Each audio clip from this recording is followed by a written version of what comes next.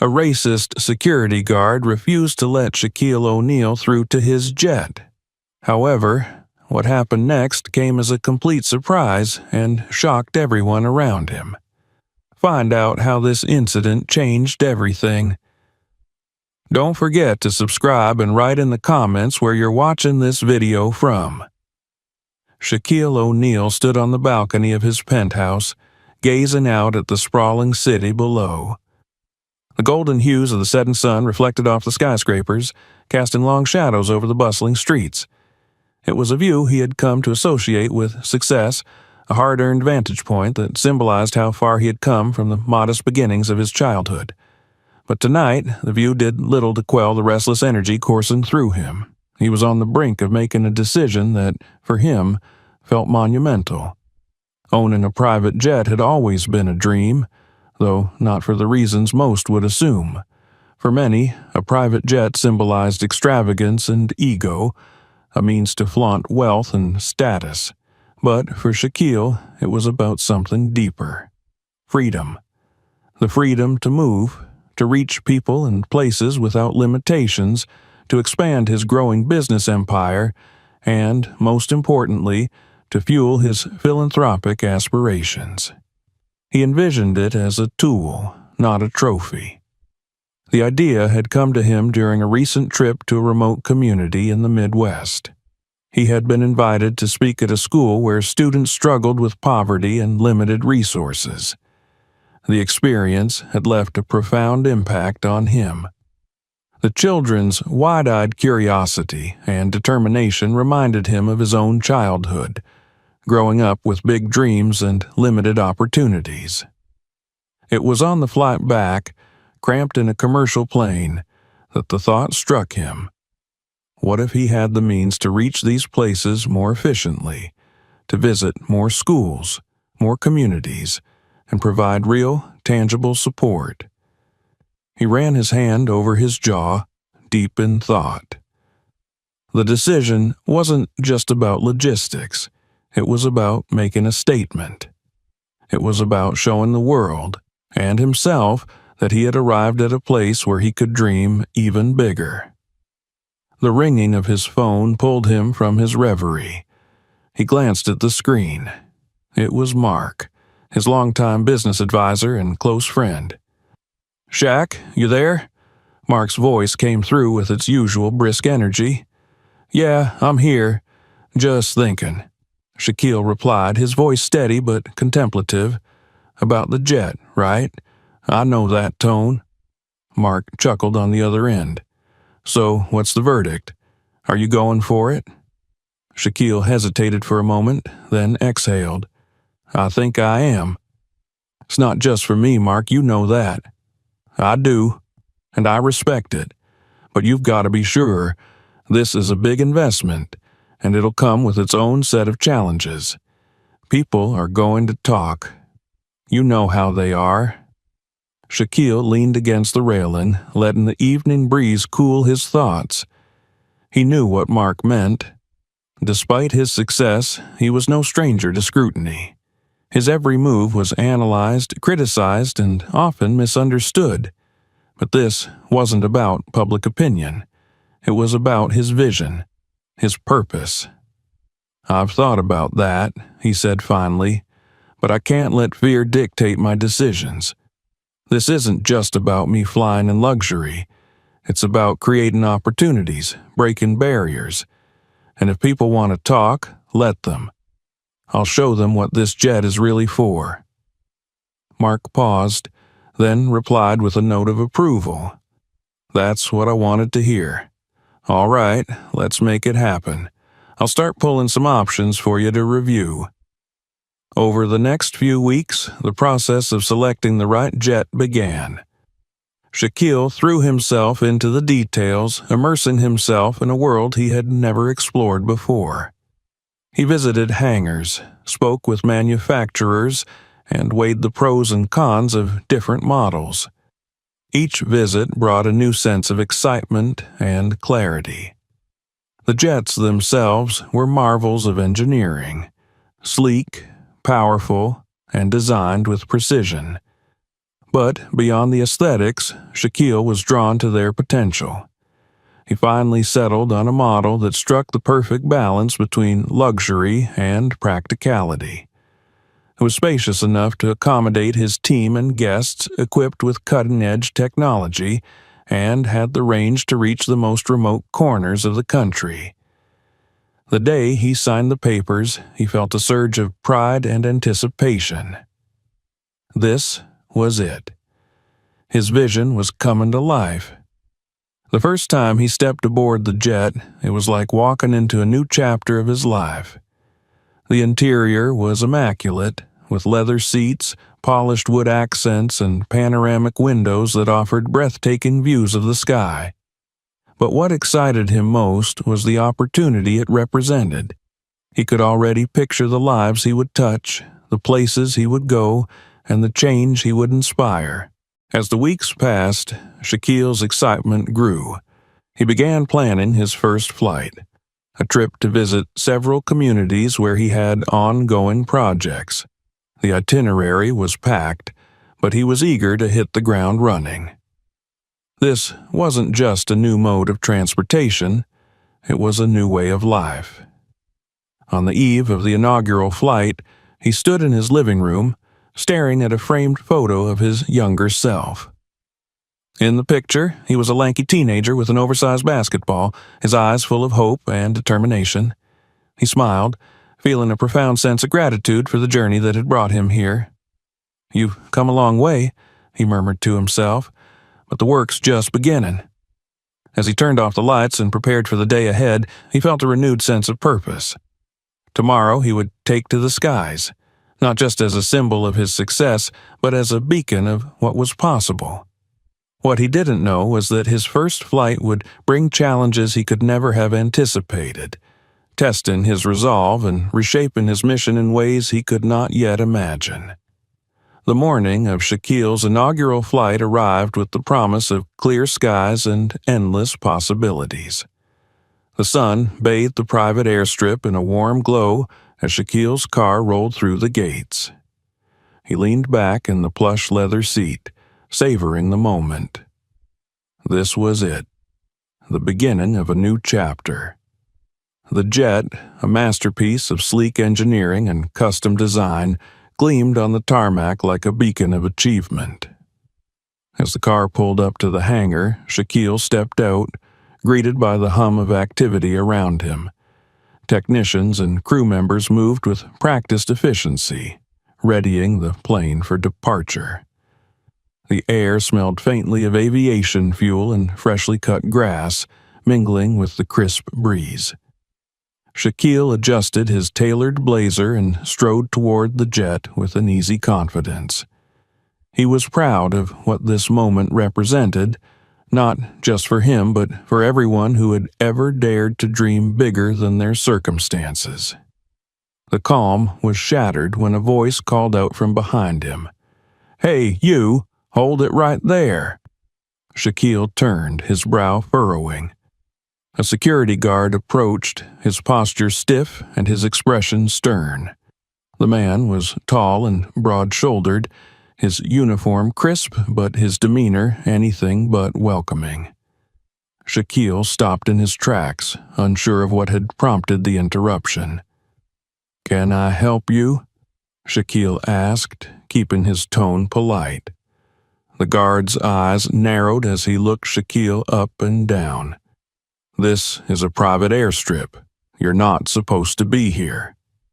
Shaquille tilted his head slightly, taken aback by the man's tone. "I know. I'm here for my flight," he replied, gesturing toward the jet. "That's my plane." The guard let out a sharp laugh, more of a bark than a sound of amusement. "Your plane? That's funny. Now, let's see some ID." Shaquille's patience was already wearing thin, but he reached into his pocket and pulled out his driver's license and a laminated card verifying his ownership of the jet.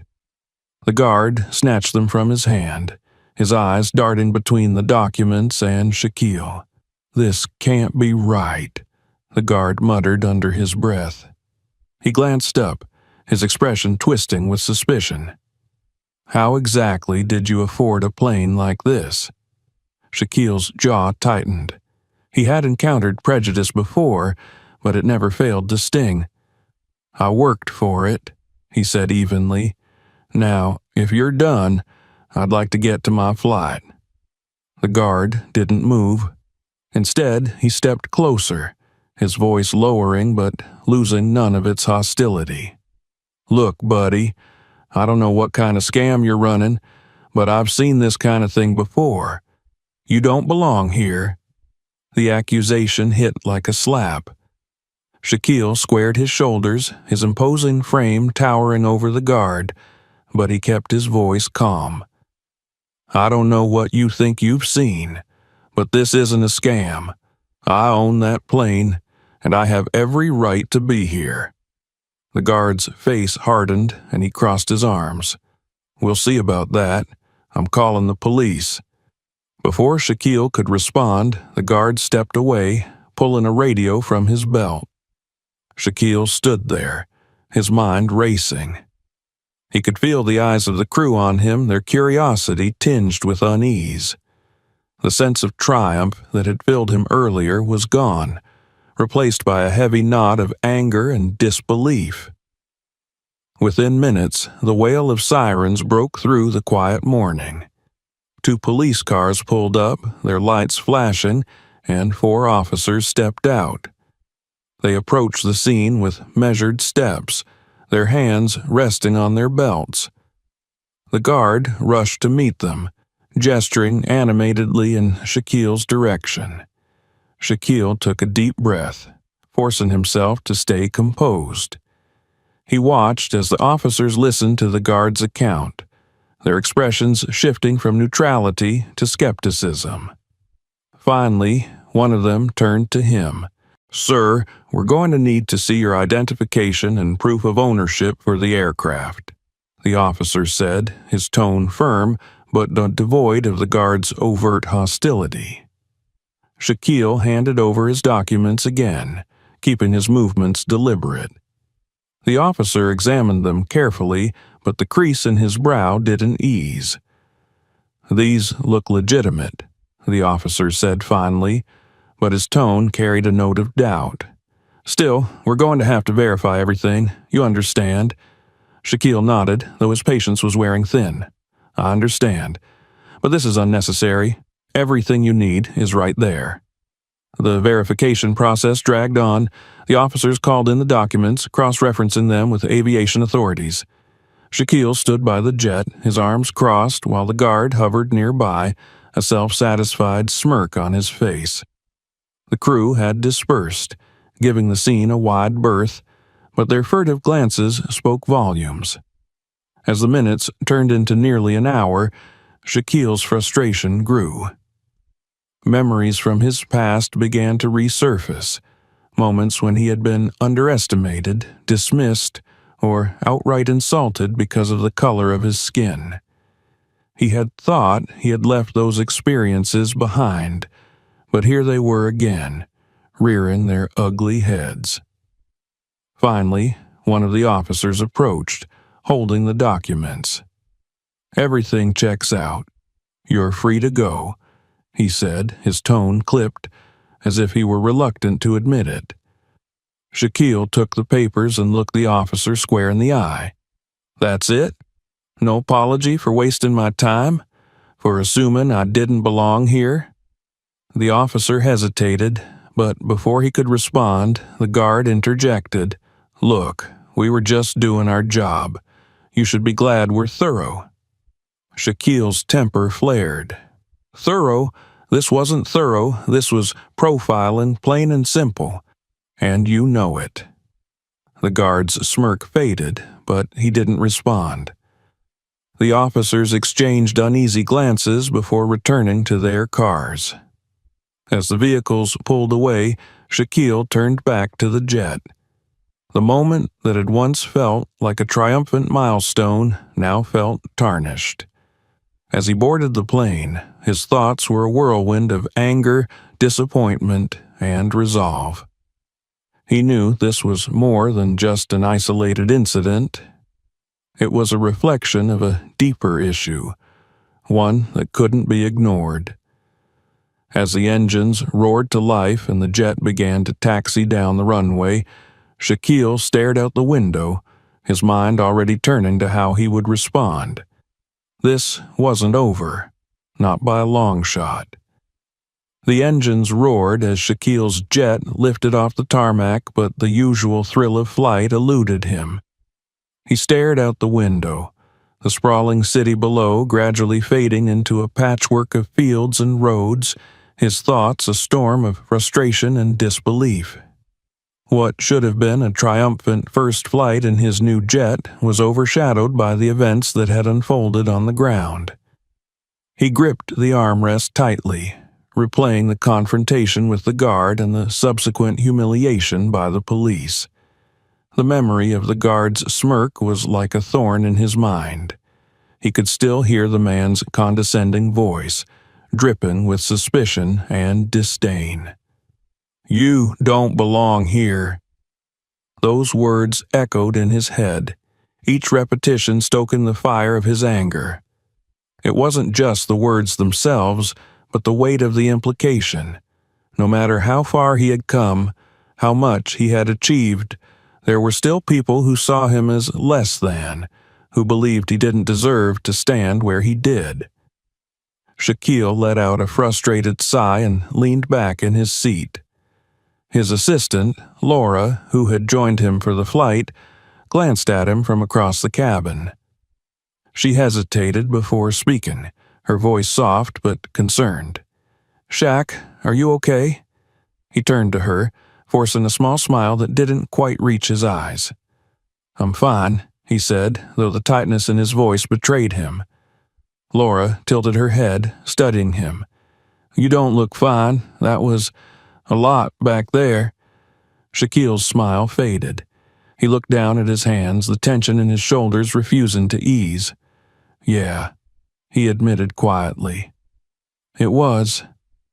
Laura set her tablet aside and leaned forward. "You don't have to hold it all in, you know. What happened back there wasn't right. Anyone could see that." Shaquille appreciated her words, but they did little to dull the sting of what he had experienced. "It's not the first time," he said, his voice low. "You'd think I'd be used to it by now." "But you shouldn't have to be," Laura replied firmly. "You've worked hard for everything you have. You earned that plane, just like you earned your success. No one has a right to question that." Her words resonated, but they also brought a wave of conflicting emotions. Shaquille had always prided himself on his resilience, his ability to rise above challenges and prove his worth through action. But this time felt different. This time, the humiliation cut deeper. As the plane leveled out at cruising altitude, Shaquille's mind drifted back to his childhood. He remembered a specific incident from his early school years, a memory he had buried but never truly forgotten. He was 8 years old, sitting in a classroom filled with other kids. It was career day, and everyone had been asked to share their dreams for the future. When his turn came, he stood up, his voice filled with excitement as he declared, "I'm going to be a basketball star." The room erupted in laughter. His classmates didn't believe him, and neither did the teacher, who had smiled indulgently and said, "That's a nice dream, Shaquille, but maybe you should think of something more realistic." That moment had stayed with him, a reminder of how people often judged him before they knew his potential. It wasn't just the laughter. It was the underlying message that he wasn't enough, that his dreams were too big for someone like him. The memory mingled with the events of the morning, creating a bitter cocktail of emotions. Laura's voice broke through his thoughts. "Shaq, what are you going to do about it?" He looked up, her question catching him off guard. "Do about what? About what happened? About the way they treated you? Are you just going to let it go?" Shaquille hesitated. His first instinct was to brush it off, to focus on the positive and move forward.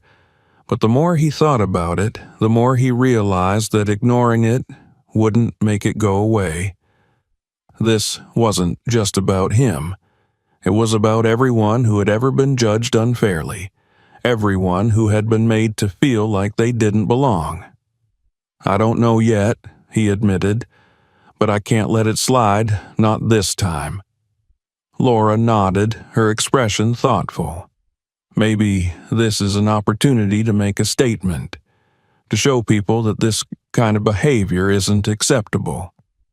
Her words planted a seed in his mind. As the plane flew on, Shaquille began to consider how he could turn this experience into something meaningful. The anger still simmered beneath the surface, but it was beginning to transform into something else: resolve. The flight ended without incident, but the morning's events lingered like a shadow. As Shaquille stepped off the jet, he was greeted by a group of local organizers who had been eagerly awaiting his arrival. Their smiles and warm handshakes were a stark contrast to the hostility he had faced earlier, and for a moment he felt the glimmer of hope. One of the organizers, a middle-aged woman named Clara, led him to a group of children who had gathered to meet him. Their eyes lit up when they saw him, their excitement palpable. Shaquille knelt down to their level, listening as they shared their dreams and aspirations. It was moments like these that reminded him why he did what he did. But even as he engaged with the children, the memory of the guards' words lingered in the back of his mind. The injustice of it gnawed at him, refusing to be ignored. As he boarded the car that would take him to his next destination, he pulled out his phone and opened the camera app. He hesitated for a moment, then hit record. Looking into the camera, he began to speak, his voice steady but filled with emotion. "Today was supposed to be a celebration," he said. "The first flight in my new jet, a symbol of everything I've worked for. But instead, I was met with suspicion, hostility, and doubt. Not because I did anything wrong, but because of who I am and how I look. This isn't just about me. It's about a system that still judges people by the color of their skin, no matter how far they've come." He paused, gathering his thoughts. "I'm sharing this because I know I'm not alone. There are so many people out there who face this kind of treatment every day, and it needs to stop. We need to have these conversations even when they're uncomfortable. We need to demand better."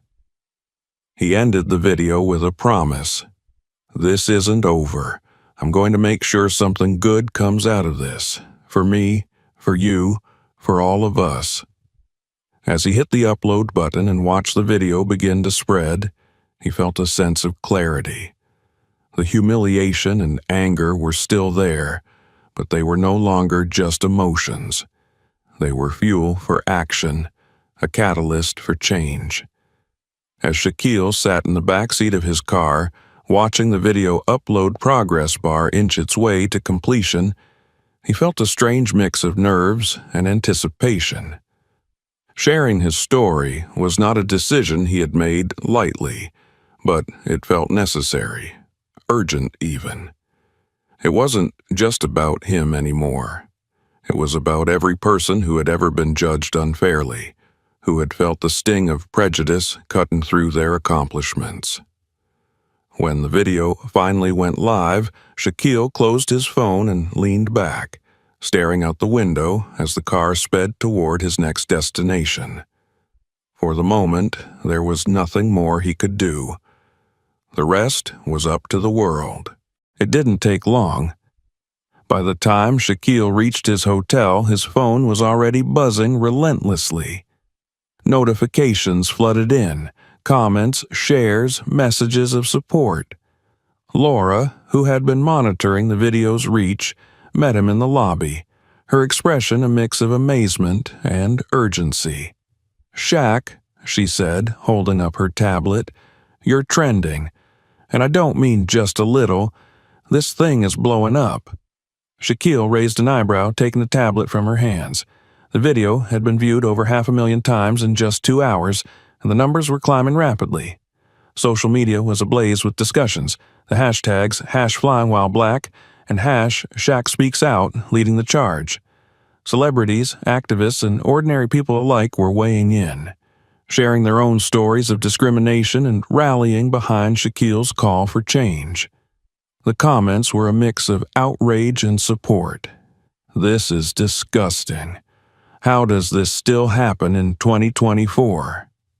Shaq, you're an inspiration. Thank you for speaking out. Every time I think we've made progress, something like this happens. We need to do better." But not all the reactions were positive. As always, there were detractors, voices questioning his intentions, accusing him of overreacting, or worse, fabricating the incident for attention. Here we go again, playing the victim card. Maybe if you acted like you belonged there, this wouldn't have happened.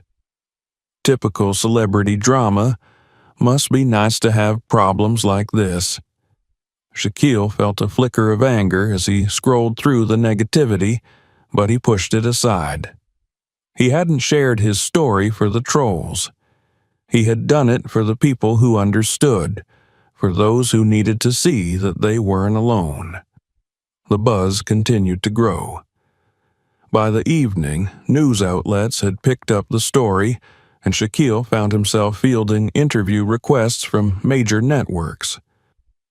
Laura sat across from him in the hotel lounge, a whirlwind of efficiency as she managed his schedule. "CNN wants to do a live interview tomorrow morning," she said, scrolling through her phone. "The New York Times is asking for a written statement, and there's an email from Oprah's team. They're interested in having you on her show." Shaquille ran a hand over his face, the weight of it all beginning to settle on his shoulders. "This is bigger than I expected," he admitted. "That's because it's not just about you," Laura said gently. "This is striking a chord with people. You've opened a door that a lot of folks have been waiting to walk through." Her words stayed with him. That night, as he lay in bed, Shaquille's thoughts were a blur of past and present. He remembered the moments of discrimination he had faced throughout his life, some blatant, others subtle, but all of them leaving their mark. He thought about the people who didn't have his platform, who couldn't share their stories with millions. And he thought about the future, about what he could do to make a difference. The next day, Shaquille stepped into the spotlight with a renewed sense of purpose.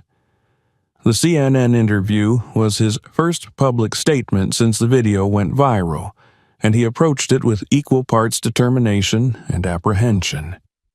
Sitting across from the host, the studio lights casting a warm glow, he spoke candidly about what had happened.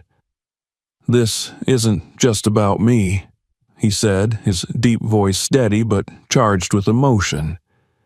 "It's about a system that allows this kind of behavior to persist. I'm speaking out because I have the platform to do so, but there are so many people who face this every day and don't have a voice. That's who I'm doing this for." The interview was raw and powerful, and it only added fuel to the fire. By the end of the day, the story had gone global, sparking debates about race, privilege, and systemic bias. Social media continued to buzz with activity, and Shaquille found himself inundated with messages from people sharing their own experiences of prejudice and discrimination. One message, in particular, caught his attention. It was from a young man named Marcus, who worked as a baggage handler at a small regional airport. Marcus wrote about how he had been repeatedly passed over for promotions despite his hard work and dedication, all because his supervisors assumed he wasn't management material. He thanked Shaquille for speaking out, saying that it gave him hope. Shaquille read the message twice, his chest tightening. Marcus's story was just one of many, but it underscored the importance of what he was doing. This wasn't just about exposing injustice, it was about empowering people to believe in their own worth, to fight for their place in a world that often tried to push them down. As the days went on, the conversation continued to grow. Activists and organizations reached out, offering their support and sharing ideas for how to turn the momentum into meaningful action. Shaquille began to see a path forward, a way to channel the anger and frustration he had felt into something positive. But not everyone was ready to embrace change. The management of the private airstrip where the incident had occurred released a statement that was equal parts apology and deflection. They expressed regret for any misunderstanding, but stopped short of acknowledging any wrongdoing. The guard, they claimed, had been acting in accordance with protocol. Shaquille wasn't surprised, but the response only strengthened his resolve. He knew that real change wouldn't come from statements or surface-level apologies. It would come from action, from holding people accountable and creating systems that prioritized fairness and respect. By the end of the week, Shaquille's story had become a rallying cry. Protests were organized, petitions circulated, and discussions about systemic bias took center stage in media and public forums. Shaquille, meanwhile, began to lay the groundwork for his next steps. He wanted to do more than just speak out. He wanted to create lasting change. As he sat in his office one evening, reviewing plans for a new initiative to support marginalized communities, Laura walked in with a smile. "You're not going to believe this," she said, holding up her phone. "The airstrip just announced they're launching mandatory bias training for all staff, and the guard, he's been fired." Shaquille looked up, a flicker of satisfaction crossing his face. It wasn't a complete victory, but it was a step in the right direction. "Good," he said simply, "but we're just getting started." The chapter ends with Shaquille standing at the threshold of a new mission. What began as a moment of humiliation and anger had transformed into a movement for change, and as he looked ahead, he knew there was still much work to be done. The days following the announcement of the airstrip's mandatory bias training and the firing of the guard were a whirlwind for Shaquille. Though a small victory, it was enough to ignite a spark of optimism in a moment that had felt heavy with frustration. Yet, as he sat in his office reviewing messages from supporters and activists, he realized that the real work was just beginning. The scandal had evolved into a national conversation, and Shaquille's name was now inextricably linked to the fight against systemic prejudice. While he hadn't sought out this role, he recognized its importance. It was one thing to spark a conversation, but it was another entirely to turn that energy into meaningful change. As he leaned back in his chair, staring at the blueprint of his newly envisioned initiative, he felt the weight of responsibility settle over him. That evening, Laura joined him in his office, carrying a stack of documents. She placed them on the table and sat down across from him, her eyes scanning his face. "You've been quiet," she said. "What's on your mind?" Shaquille gestured to the plans spread out before him. "This," he said simply. "I want to do more, Laura. Talking about the problem isn't enough. I want to be part of the solution." Laura nodded, a small smile tugging at her lips. "I had a feeling you'd say that. That's why I've been working on something I think you'll like." She slid a folder across the table toward him. Inside were detailed proposals for a new program, one that combined Shaquille's vision for equality with his love of aviation. The idea was simple yet powerful. use his private jet not just as a tool for his business but as a means to serve others. He could provide free flights to those in need, patients seeking critical medical care, families reuniting in times of crisis, and students traveling for educational opportunities. The program, aptly named Wings of Hope, would also partner with schools and community organizations to offer scholarships and mentorships in fields like aviation and engineering. Shaquille flipped through the pages, his eyes lighting up as he absorbed the details. "This is it," he said, his voice filled with conviction. "This is what I've been looking for." Over the next several weeks, Shaquille and Laura worked tirelessly to bring the program to life. They reached out to hospitals, schools, and charities, building partnerships and laying the groundwork for their first mission. Every detail was carefully planned, from the logistics of the flights to the stories of the people they would help. The inaugural flight of Wings of Hope was scheduled to transport a young girl named Mia and her mother from a small town in Kansas to a children's hospital in Boston. Mia was only 7 years old and had been diagnosed with a rare heart condition. Her family's modest income and the distance to specialized care had made her treatment a daunting challenge. When they received the call from Shaquille's team offering assistance, Mia's mother had broken down in tears. On the day of the flight, Shaquille arrived at the airstrip early, eager to meet Mia and her mother. The jet stood ready on the tarmac, its sleek exterior now adorned with the Wings of Hope logo, a symbol of possibility and promise.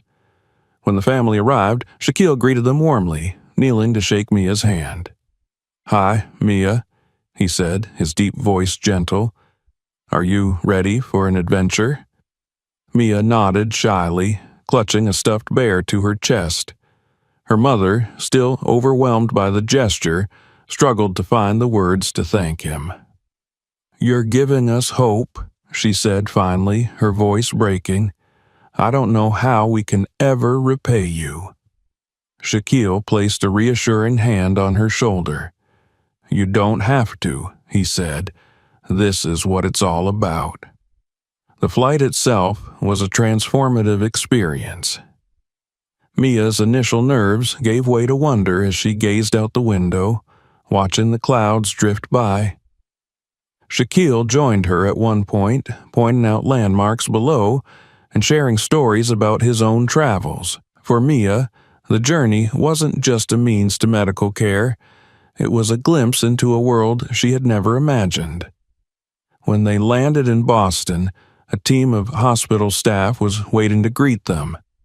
Mia and her mother were escorted to their next destination, but not before Mia turned back to wave at Shaquille, her smile wide and full of gratitude. That first flight set the tone for what Wings of Hope would become. News of the program spread quickly, drawing attention from media outlets and inspiring others to get involved. Donations poured in, allowing Shaquille to expand the initiative and add more flights to the schedule. Each mission brought its own set of challenges and triumphs, but the impact was undeniable. One particularly memorable flight involved transporting supplies to a hurricane-stricken region in the Caribbean. The jet was loaded with medical kits, clean water, and food, and Shaquille personally accompanied the team to ensure the delivery went smoothly. The devastation they encountered was sobering, but the gratitude of the people they helped made every effort worthwhile. In addition to the flights, Shaquille began hosting events on board the jet. One evening, he invited a group of high school students from underserved communities for a special dinner in the air. The cabin, usually reserved for business meetings and travel, was transformed into a makeshift classroom. As the plane cruised above the clouds, Shaquille and his team shared stories of perseverance and success, encouraging the students to dream big. During one of these events, a young boy named Malik approached Shaquille hesitantly. "Mr. O'Neal," he said, his voice barely above a whisper. "Do you think someone like me could ever be a pilot?" Shaquille crouched down to meet Malik's gaze. "I don't think you can," he said with a grin. Malik's face fell for a moment before Shaquille continued. "I know you can, but you have to believe it first. If you're willing to work hard, the sky's the limit. Literally." The boy's face lit up, and Shaquille felt a surge of pride. These moments, he realized, were the true measure of success. As Wings of Hope gained momentum, it became more than just a program, it became a movement. Shaquille's vision inspired others to contribute in their own ways, from pilots volunteering their time to companies donating resources. The ripple effect was profound, touching lives far beyond what Shaquille had initially imagined. By the end of the year, Wings of Hope had completed dozens of missions, each one a testament to the power of turning adversity into action. Shaquille stood on the tarmac one evening, watching as another jet took off on a mission. The hum of the engines and the glow of the runway lights filled him with a sense of fulfillment he hadn't felt in a long time. As the plane disappeared into the night sky, Laura joined him, her hands in her pockets. "You did good, Shaq," she said, her voice soft but full of pride. "We did good," he corrected, a smile tugging at his lips. "And we're just getting started." The chapter ends with Shaquille looking ahead, his heart and mind focused on the journey still to come. Wings of Hope was more than just a response to injustice. It was a new path, a beacon of what was possible when determination met purpose. The success of Wings of Hope had exceeded even Shaquille's loftiest expectations. What had begun as a response to a personal slight had blossomed into a program that was changing lives. Yet Shaquille knew that the work was far from over. He wanted to expand the initiative's impact, to reach not just those in immediate need, but also the dreamers, the young people who, like himself years ago, needed someone to believe in them. It was Laura who first suggested the idea of hosting dinners aboard the jet. "Imagine this," she had said, her eyes lighting up with excitement. "We turn the jet into a space for inspiration, a classroom in the sky. We invite students, give them an unforgettable experience, and show them what's possible." Shaquille had loved the idea immediately. It combined two things he cared deeply about: creating opportunities and showing people that their dreams were within reach. He envisioned these dinners not just as meals, but as transformative experiences, a chance to plant seeds of hope and ambition in young minds. The first dinner was planned for a group of high school students from an underserved community in Chicago. These were kids who had grown up in environments where opportunities were scarce and dreams often felt out of reach. Shaquille wanted to give them a night they would never forget. The evening began at a small private terminal where the students, dressed in their best outfits, gathered with wide eyes and nervous smiles. Many of them had never been near an airplane, let alone boarded one. Shaquille greeted them personally, shaking hands and cracking jokes to put them at ease. His towering presence could be intimidating, but his warm demeanor quickly broke down any barriers. As the group boarded the jet, their awe was palpable. The interior, usually reserved for business meetings and executives, had been transformed for the occasion. The seats were arranged around elegantly set tables, complete with crisp white linens, sparkling glassware, and centerpieces that shimmered under the cabin lights. The atmosphere was one of understated luxury, designed to make the students feel special. Once everyone was seated, the jet taxied down the runway and lifted into the sky. The students gasped as the city lights below turned into a sprawling tapestry of twinkling stars. For many of them, this was their first flight, and the experience was both exhilarating and surreal. As the plane leveled out at cruising altitude, the meal began. A team of chefs had prepared a gourmet menu, but the real highlight of the evening wasn't the food. It was the conversations. Seated at each table were mentors from various fields, including pilots, engineers, entrepreneurs, and artists, all of whom had been carefully chosen for their ability to inspire and connect with the students. Shaquille himself moved from table to table, engaging in heartfelt discussions and sharing his own story. He talked about his journey from a kid with big dreams to a basketball star, and, eventually, to a businessman and philanthropist. He was honest about the challenges he had faced, the doubters, the setbacks, and the moments of self-doubt, and how he had overcome them. At one table, he sat across from Malik, a shy but bright-eyed teenager who had been handpicked by his school counselor to attend the dinner. Malik had a passion for aviation, but had never dared to say it aloud, fearing ridicule or dismissal. As the meal progressed, Shaquille noticed Malik's quiet demeanor and decided to draw him out.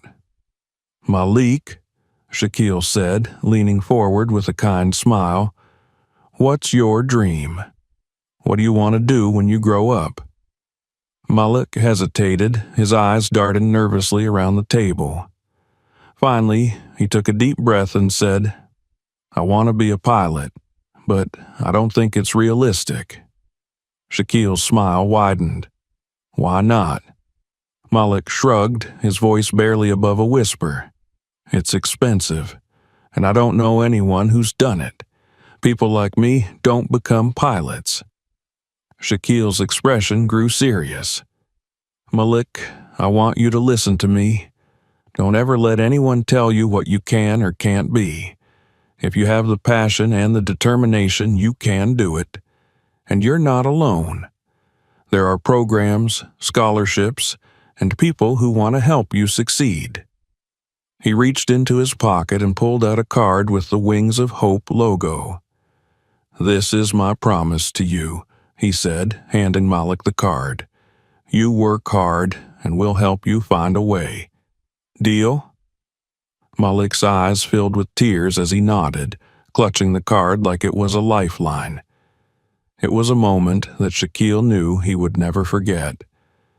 As the evening continued, the mentors shared their own stories of overcoming adversity and chasing their dreams. The students listened intently, their initial nervousness replaced by curiosity and excitement. The cabin was filled with the hum of conversation and the occasional burst of laughter, creating an atmosphere of hope and possibility. Toward the end of the flight, Shaquille stood at the front of the cabin to address the group. His voice was warm and powerful, carrying the weight of his sincerity. "I want you all to remember this night," he said, "not because of the plane or the fancy dinner, but because of what it represents. Every one of you has the potential to do incredible things. You have dreams, and those dreams are valid. Don't let anyone tell you otherwise. And when you face challenges, and you will, remember that you're not alone. There are people out there who believe in you, who want to see you succeed." He paused, looking around the cabin at the young faces filled with a mixture of hope and determination. "You are the future," he said, "and I can't wait to see what you'll accomplish." As the jet descended back toward Chicago, the students stared out the windows at the city lights below, their minds racing with newfound possibilities. When they disembarked, they carried with them not just the memories of an extraordinary evening, but also a sense of empowerment that they could take with them into their lives. In the weeks that followed, Shaquille received letters from many of the students, thanking him for the experience and sharing how it had impacted them. Malik, true to his word, began researching aviation programs and reached out to Wings of Hope for guidance. Shaquille personally connected him with a mentor, ensuring that his dream of becoming a pilot would have a fighting chance. The success of the dinner inspired Shaquille to make it a regular event. each one tailored to a different group of young dreamers. With every flight, he saw the ripple effect of hope and inspiration spreading further, touching lives in ways he hadn't imagined. For Shaquille, the dinners were a reminder of why he had started Wings of Hope in the first place. It wasn't just about addressing injustice. It was about creating opportunities, lifting others up, and showing them that the sky was not the limit, but just the beginning. As another dinner ended and the jet taxied to a stop, Shaquille stood at the cabin door, watching the students disembark with wide smiles and excited chatter. Laura joined him, her expression one of quiet pride. "You're making a difference, Shaq," she said. He nodded, his gaze fixed on the students. "So are they," he replied. "They just don't know it yet." The chapter concludes with Shaquille looking out at the night sky, a symbol of the limitless potential he hoped to inspire in everyone who crossed his path. The night sky stretched endlessly above the private airstrip as Shaquille stood on the tarmac, watching the latest Wings of Hope jet ascend into the heavens. Its powerful engines roared like a declaration, carrying supplies to a hurricane-ravaged region in the Caribbean. The glow of its lights reflected in Shaquille's eyes, a reminder of how far this journey had come. What had begun as an infuriating encounter filled with prejudice had blossomed into a movement that transcended him, touching lives in ways he could never have imagined. The air was crisp, carrying with it a sense of promise. Laura stood by his side, a tablet clutched in her hands, the screen glowing with updates about the program's latest accomplishments. "That's mission number 54, she said, her tone tinged with pride. 54 missions in less than a year, Shaq. Do you realize what that means?" Shaquille didn't respond immediately. Instead, he watched the jet disappear into the night, its blinking lights growing fainter until they vanished completely. Only then did he turn to Laura. "It means we're just getting started," he said, his deep voice steady but filled with determination.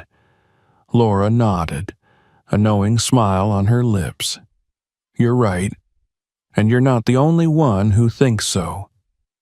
She handed him the tablet, where an email was open from a prominent national foundation. They wanted to partner with Wings of Hope, offering significant funding to expand its operations. The proposal included additional aircraft, training programs, and even a global initiative to extend the program's reach to underserved regions around the world. Shaquille's eyes scanned the email, his mind racing. The possibilities were staggering, but so were the responsibilities. This wasn't just about planes or flights anymore. It was about creating a lasting legacy, a symbol of hope and change that would endure long after he was gone. "Let's do it," he said finally, handing the tablet back to Laura. "But I want to make sure it stays true to what we started. This isn't about headlines or awards, it's about people." Laura nodded again. "Of course. That's why it works. It's always been about the people." As the days turned into weeks, the expansion of Wings of Hope began to take shape. New partnerships were formed, bringing in experts from various fields to enhance the program's impact. Pilots volunteered their time, eager to be part of something meaningful. Engineers offered to design more efficient systems for delivering aid. Educators reached out, proposing ways to integrate the program into schools and inspire the next generation of leaders.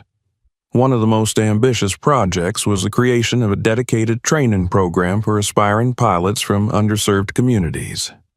Shaquille had been deeply moved by his conversation with Malik during the dinner flight, and he wanted to ensure that other young people with similar dreams had the resources and support they needed to succeed.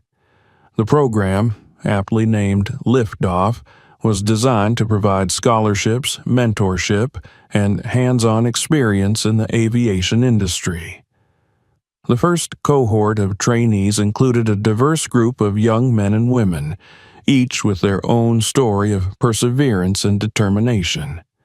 Shaquille made it a point to meet with them personally, sharing his own journey and encouraging them to embrace their dreams.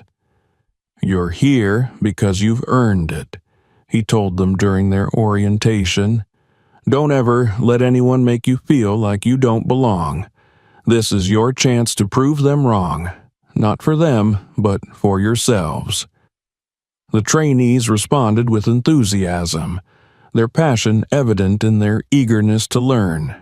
Watching them take their first steps towards becoming pilots filled Shaquille with a sense of pride and purpose. It was moments like these that reminded him why he had turned his anger into action. As Wings of Hope continued to grow, its impact became impossible to ignore. News outlets covered the program extensively, highlighting its success stories and the lives it had touched. One particularly moving segment featured Mia, the young girl from Kansas who had been the first beneficiary of the program.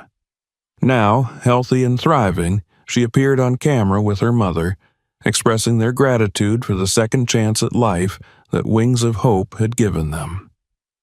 "It wasn't just a flight," Mia's mother said tearfully. "It was hope. It was a reminder that there are people out there who care." The segment went viral, drawing even more attention to the program. Donations poured in, and volunteers from all walks of life offered their services.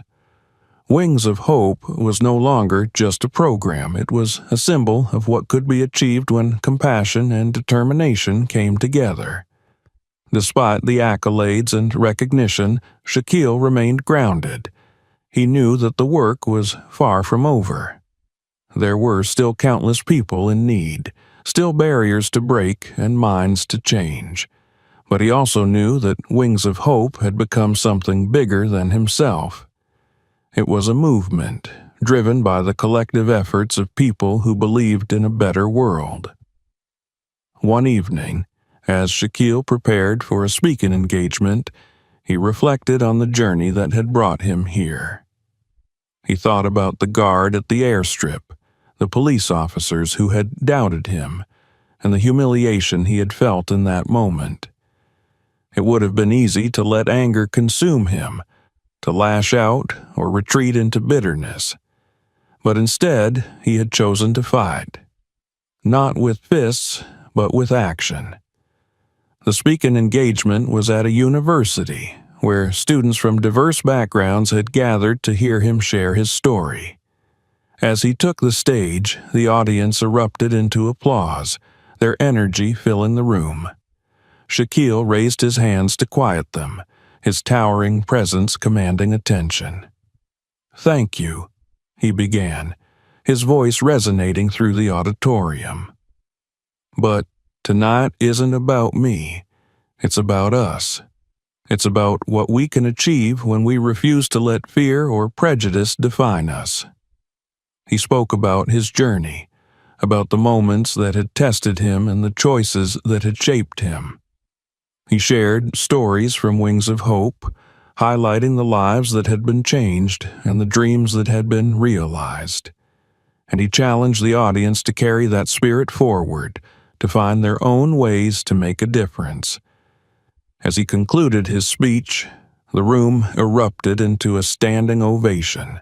But for Shaquille, the real reward came afterward, when students approached him to share their own stories and aspirations. Many of them spoke about how Wings of Hope had inspired them to believe in their own potential, to dream bigger than they ever thought possible.